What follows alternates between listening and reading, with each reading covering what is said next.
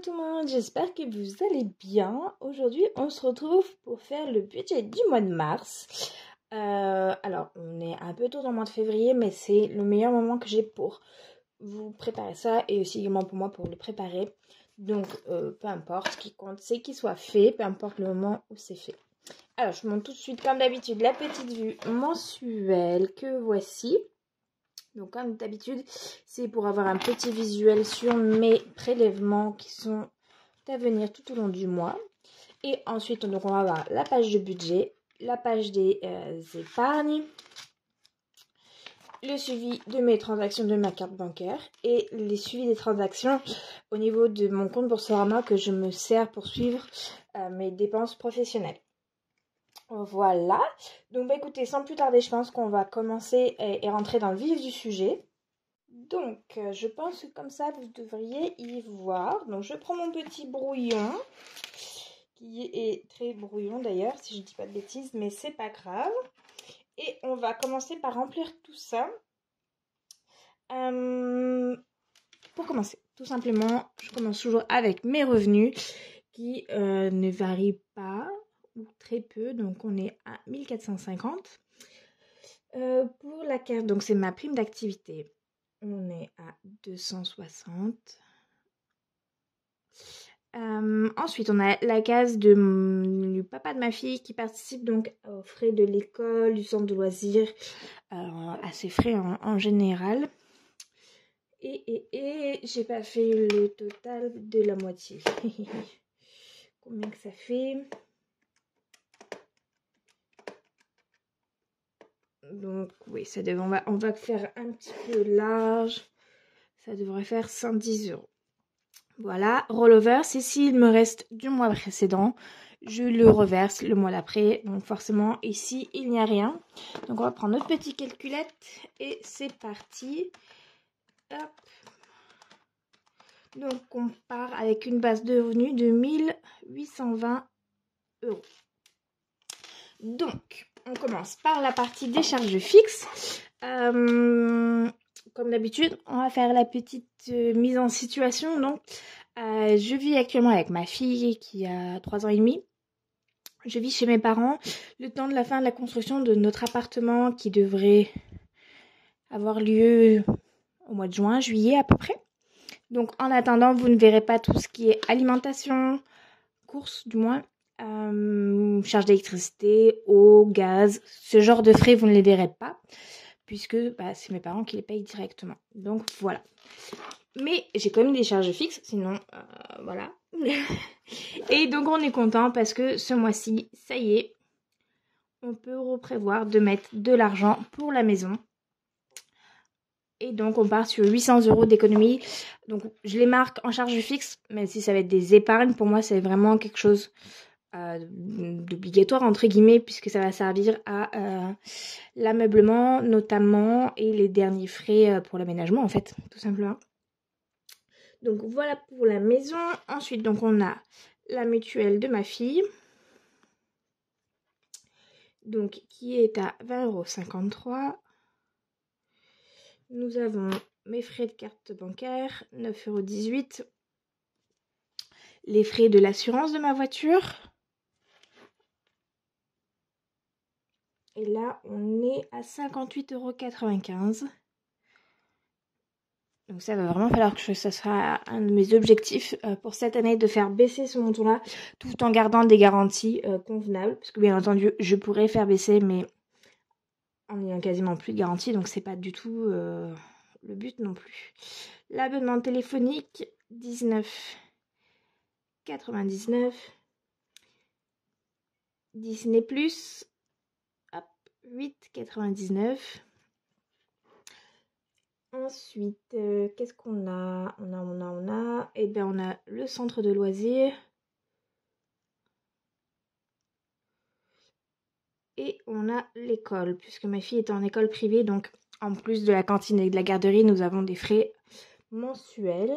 Et donc, centre de loisirs, si je me suis pas trompée dans mes calculs, ça devrait être 53 € et 134,90 € pour l'école. Et ensuite, je fais le tour, mais je crois que je n'ai rien oublié au niveau des charges fixes. Je vérifie une dernière fois. Donc, je pense que c'est bon. Au pire, s'il me reste des choses sur ma liste, on pourra voir ça après. On va faire les variables, puis ensuite, on fera les totaux à la fin. Donc, en charge de variables, donc pour le mois de mars, on sera sur 5 semaines. Donc, pour moi, j'ai donc 20 € par semaine. Donc, vu qu'on est sur 5 semaines, ça fait 100 €.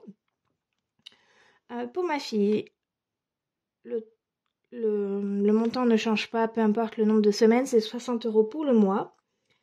Ensuite, on a le budget essence qui, là, du coup, a augmenté. On est passé à 70 €. Je pense que c'est nécessaire. On va voir en espérant qu'il n'y ait pas besoin de l'augmenter davantage. L'enveloppe santé, l'enveloppe d'hiver, on est à 20 € chacune. Donc santé, si elle n'est pas utilisée, ça part directement dans l'épargne santé. Et divers, c'est tout ce que j'entends, entretien, hygiène, ou tout ce qui pourrait permettre de compléter une autre enveloppe qui n'aurait plus d'argent, par exemple. Ensuite, on a le loto. Donc là, sachant que je m'y prends très en avance, c'est possible que ce montant baisse. Mais je préfère voir au jour le jour et voir si j'ai des gains, forcément ça baissera.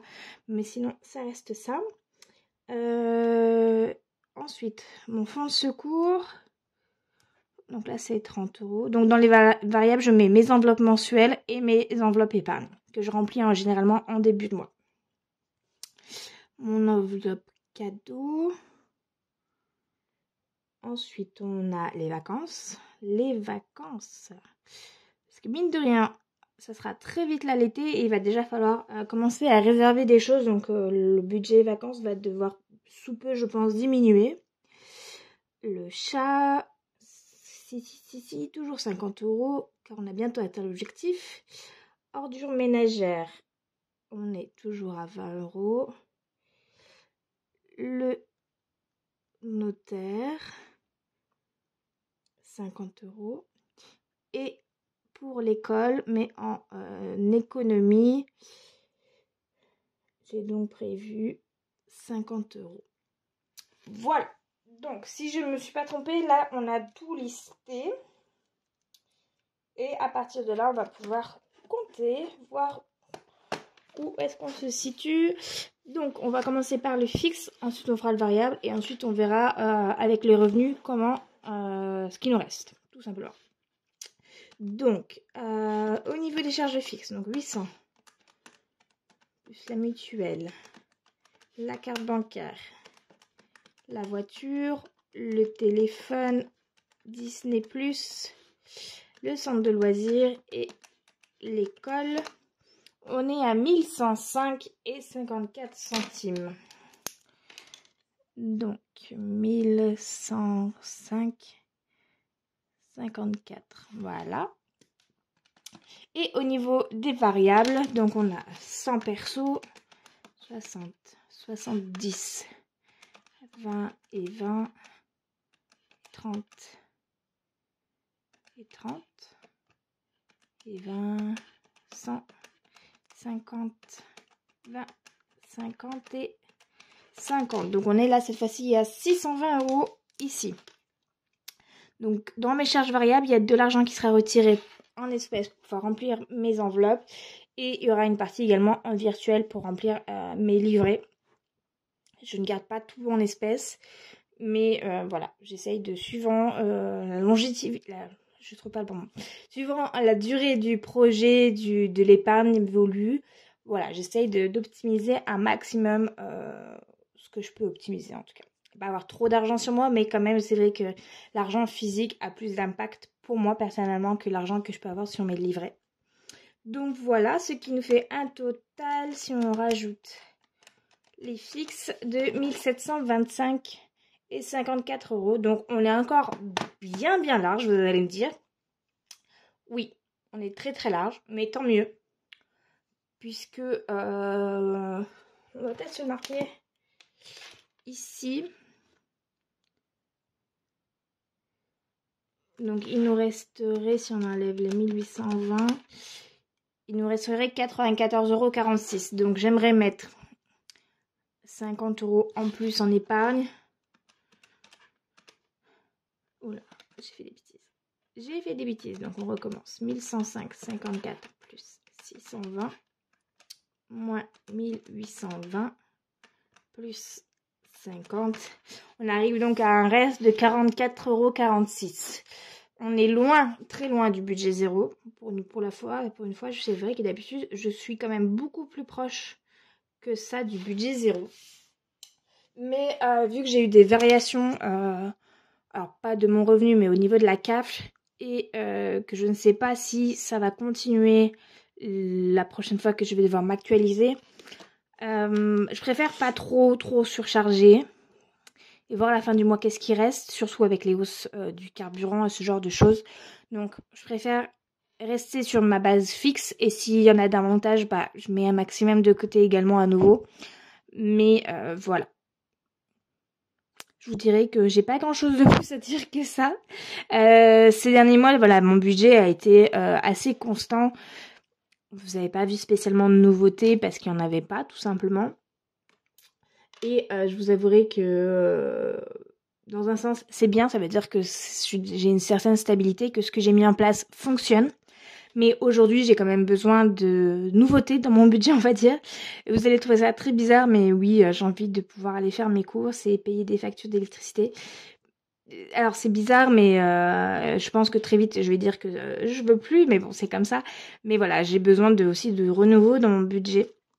Parce que je sais que ça arrive, et plus ça arrive, et plus je suis impatiente de mettre ça en place. Donc voilà. Qu'est-ce que je peux vous dire de plus sur mon budget ? Eh bien, pas grand-chose pour être honnête. Je ne peux pas remplir les épargnes puisque le mois n'est clairement pas fini. Donc ça sert à rien de remplir puisque les montants vont changer. Et au plus ou au moins, suivant comment le mois va se dérouler. Donc c'est pas très utile du coup de faire quoi que ce soit à ce niveau-là. Et voilà. En gros, c'est ça. Donc vous avez ma vue mensuelle. Vous n'êtes pas obligé d'en avoir une du tout. Moi, c'est vraiment quelque chose que j'apprécie avoir. Plus d'un niveau esthétique qu'autre chose. Ensuite, je liste mon budget pour le mois avec toujours les revenus et ensuite charges fixes, charges variables. Et voilà, j'aurais pu séparer les charges variables, entre guillemets, les enveloppes mensuelles des épargnes. Mais bon, écoutez, moi, je trouve que ça fonctionne bien comme ça pour moi.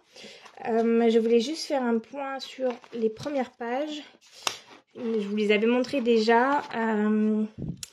Donc ici, je mets à jour mes revenus mois par mois. Donc là, je les ai mis à jour. Ici, tiens d'ailleurs, je vois que j'ai pas rempli correctement le début de mon livret A. Donc il va falloir que je revienne et que je remplisse ça correctement. C'est génial. J'ai pu mettre à jour cette page-là.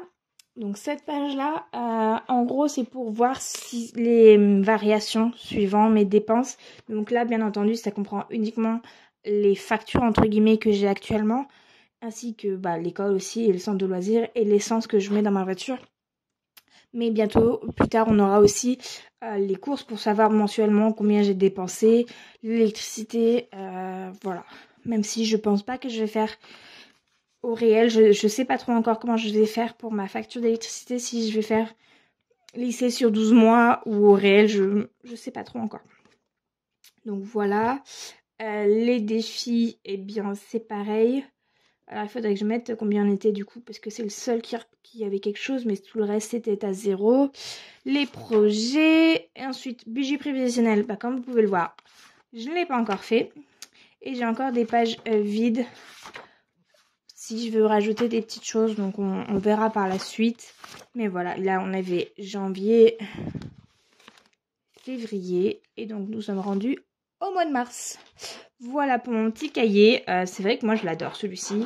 Ça me permet quand même de laisser cours à ma créativité entre guillemets, et de me faire plaisir avec mes petits stickers, parce que j'en ai une montagne, bien qu'il y en a beaucoup que je me suis séparée.